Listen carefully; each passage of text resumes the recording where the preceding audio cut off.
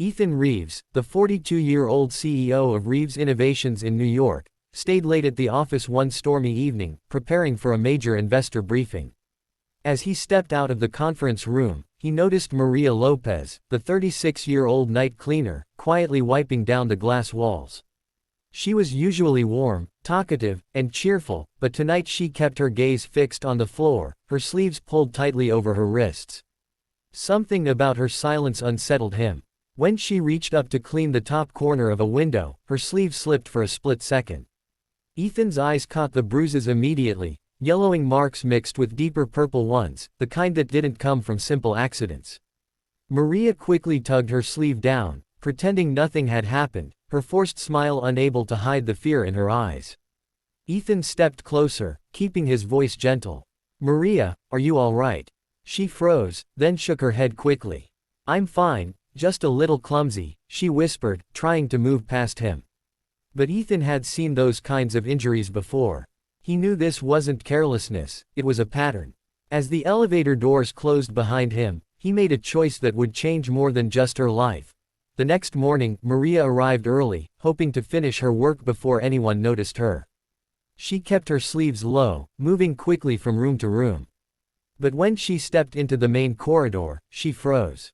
Ethan Reeves was standing there, speaking quietly with the HR director and the company's legal advisor. The moment he saw her, he gestured for her to join them. Her heart pounded. She had never been called into a meeting with executives before. "Maria," Ethan said gently, "please sit."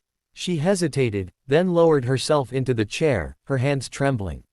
"You're not in trouble," he continued, "but we saw something yesterday that concerned us." HR leaned forward, her tone soft. "You don't have to explain anything you're not ready to. We just want to make sure you're safe." Maria tried to hold back tears as she shook her head. "I can't talk about it. It's personal." Ethan met her eyes. "Personal doesn't mean you're alone." The room fell silent until Maria finally whispered, "It's my husband, he gets angry too often." The legal advisor explained her rights, options, and protections. HR immediately arranged paid leave and confidential support. Maria covered her face as tears fell. For the first time, someone had refused to look away. By afternoon, the office was buzzing with curiosity. Employees had seen Maria escorted to a private room earlier, her eyes red but her posture somehow lighter. No one knew the details, but everyone sensed something serious had happened. Later that day, Ethan called an all-staff meeting in the company auditorium. It was unusual for a CEO to address the entire workforce without prior notice, and the atmosphere was thick with anticipation. When Ethan stepped onto the stage, he looked calmer than expected, but there was a heaviness in his voice. "We are more than a company," he began. "We are a community. And when someone in our community is suffering, we don't turn away." People exchanged glances, surprised at the emotional weight of his words. Ethan continued, announcing a new confidential support initiative offering legal guidance, counseling, emergency housing referrals, and paid leave for any employee facing domestic violence or unsafe situations. The room fell completely silent. No one had ever heard a CEO speak so openly, or commit to something so bold.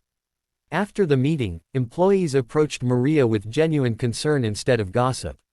For the first time in years, she felt seen rather than invisible.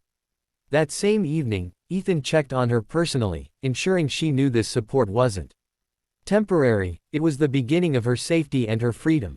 3 months later, Maria's life looked completely different. With the company's support, she had moved into safe housing, received counseling, and gained full custody of her daughter. The fear that once lived permanently in her eyes had slowly faded, replaced by a quiet confidence she never thought she would feel again.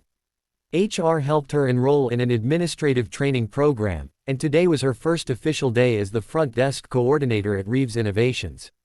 As she walked through the lobby in her neat blazer, employees greeted her warmly, no longer seeing her as just the cleaner, but as a valued part of the team. Later that morning, she stepped into Ethan's office to thank him.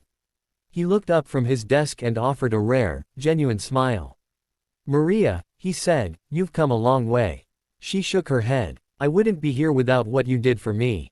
Ethan leaned back slightly. "All I did was open a door. You're the one who walked through it." Across the company, the culture had shifted. Employees checked on each other more, spoke more openly, and used the support program without fear. Maria glanced around the bright office and felt something she hadn't felt in years: hope. She truly had a new beginning.